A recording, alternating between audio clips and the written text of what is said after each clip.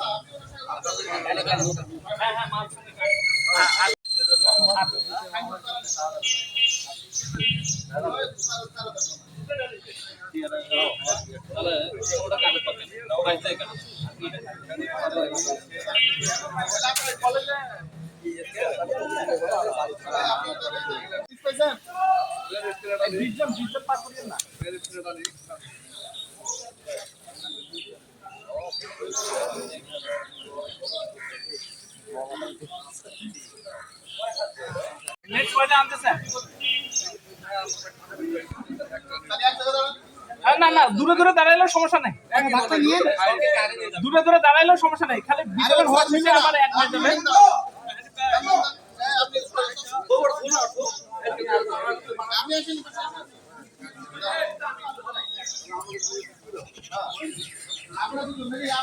এই বেঞ্জামিন, এটা চারাটা নেওয়ার সময় কেউ এইভাবে ধরবেন না। যদি ধরেন ওই চারাটা আপনি লাগাবেন, ওর 60% মরে যাওয়ার সম্ভাবনা। আপনি এখন ধ্যান থেকে নামানোর সময় এইভাবে চারাটা ধরবেন, মরে যাবে। হ্যাঁ, ওকে কিভাবে নিতে হবে? এই যে গোড়ায় ধরবেন, ঠিক আছে? এখন এই চারাটা আপনি বাসায় যায় লাগাবেন, দেখবেন 2 বছর 1-2 বছর বড় হচ্ছে না, লিগে ছোট মনে হবে যে না চারা মনে হয় খারাপ, বড় না সেটা না। আপনি এইভাবে 2 হাত 2 হাত 2 হাত নিচের দিকে 2 হাত থেকে ফল নেবেন না। ফল ধরলে ওটা কি করবেন? কেটে দেবেন। আর যদি গাছ হবে অনেক বড় করবেন, 2 বছরের মাথাটা কাটে দেবেন, ঠিক আছে? তাহলে ছোট গাছ হবে, মনে মতো পরিচর্যা করতে পারবেন। আর ওই যে বললাম, তাহলে সার দিবেন, লাগাবেন ওইভাবে। আর সাইনবোর্ডটা কি করবেন? সুন্দরভাবে লাগাবেন। আর আমার যে এখানে প্রায় কখনো কোনো পুষ্টির ঘাটতি হবে না, ওই পরিবারে কখনো কোনো পুষ্টির ঘাটতি হবে না। এই জন্য কিন্তু এখানে এই অল্প একটু জায়গায় কিন্তু আইটেম অনেক বেশি, ঠিক আছে? তো এটা একটু সুন্দর করে করবেন। আমি চাই যে আপনার পরিবারের প্রত্যেকটা লোকই সুস্থ থাকুক এবং এটা একদম নিরাপদ খাবার হবে। প্রত্যেকটা মানুষের জন্য চাহিদা পূরণ হয় এবং আপনাকে দেখে যেন আরেকটা মানুষ করে, এই জন্য কিন্তু এটা দেওয়া। এখন আপনি এমন ভাবে বললেন অন্য মানুষ আরো তো কোনো দূরের কথা, ঠিক আছে না? এটা আমাদের জন্য সবাই সুন্দরভাবে, ঠিক আছে? আরেকটা কথা, সাইনবোর্ড কেউ একটা ছুরি দিয়ে লাগাবেন না, সাইনবোর্ড কেউ গাছে লাগাবেন না। গাছে, বুঝছেন? গাছে সাইনবোর্ড লাগা যাবে না, 2টা খুঁটিতে সাইনবোর্ডে লাগাবেন। সাইনবোর্ডের উপর যেন ঠোঁট বাইর না হয়ে থাকে, মানে শিং।